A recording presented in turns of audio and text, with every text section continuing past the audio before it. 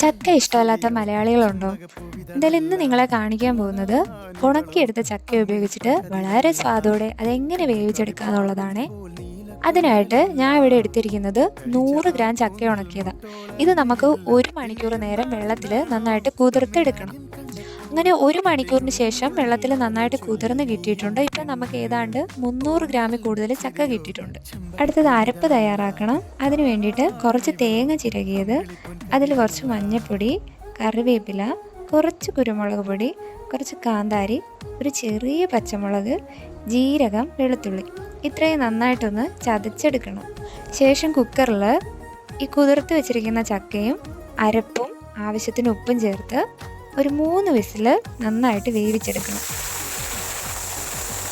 ഇപ്പോൾ വിസിലൊക്കെ വന്നിട്ടുണ്ട്. ഇപ്പോൾ ചക്ക നന്നായിട്ട് വെന്ത് കിട്ടിയിട്ടുണ്ട്. ഇനി ഒരു തവി ഉപയോഗിച്ച് ഇത് നന്നായിട്ട് മിക്സ് ചെയ്തെടുക്കണേ. ഇപ്പം നന്നായിട്ട് യോജിപ്പിച്ച് നല്ല അടിപൊളി ചക്ക വേവിച്ചത് ഇവിടെ റെഡി ആയിട്ടുണ്ട്. ഇനി ഇതിൻ്റെ കൂടെ കുറച്ച് ചാള മുളകിട്ടതും കൂടെ ആയാലോ?